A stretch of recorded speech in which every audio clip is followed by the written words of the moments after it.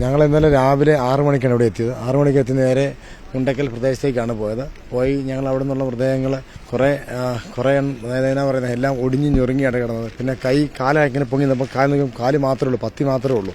പിന്നെ കുറേ പ്രായമായവർ ആ ഒരു മലയുടെ സൈഡിലുണ്ടായിരുന്നു. അവരെ ഞങ്ങൾ സ്ട്രക്ചറിലെടുത്ത് പിന്നെ പോലീസുകാർ നല്ല സഹായിച്ചു. പോലീസുകാരുടെ കൂടെ വന്ന് ഞങ്ങളെല്ലാം ബോഡിയെല്ലാം ഇക്കരെ കടത്തി.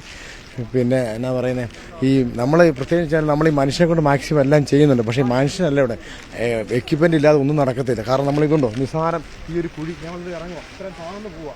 ഇത് എന്ത് ചെയ്യാൻ പറ്റും? ഇങ്ങനെ നമ്മൾ ഒരിക്കലും ഇങ്ങനെ പോകാൻ പറ്റിയതുണ്ടോ? ഇങ്ങനെയാണ് ഇവിടുത്തെ അവസ്ഥ. ഇതിൽ അങ്ങോട്ട് പോയി കഴിയുമ്പോൾ നമ്മളെല്ലാം തടിയിട്ട് പോകുന്നുണ്ട്. പക്ഷേ നമ്മളെ കൊണ്ട് മാക്സിമം ചെയ്യുന്നുണ്ട്. നമ്മൾ ചെയ്യുന്നതിൽ മുഴുവൻ കുപ്പിച്ചില്ല കാര്യങ്ങളെല്ലാമാണ്.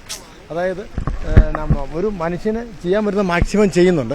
പിന്നെ വെച്ചാൽ നമ്മൾ എല്ലാം വടം കെട്ടി ഞങ്ങൾ ഈ വടം ഇന്നലെ കൊണ്ടുവന്നു. വടം മുന്നും ഈ കോൺക്രീറ്റ് ഈ കോൺക്രീറ്റ് പാളി നീക്കാൻ വേണ്ടി ഈ നമ്മുടെ വടം കെട്ടി വലിച്ച് വടം മുഴുവൻ പൊട്ടിപ്പോയി.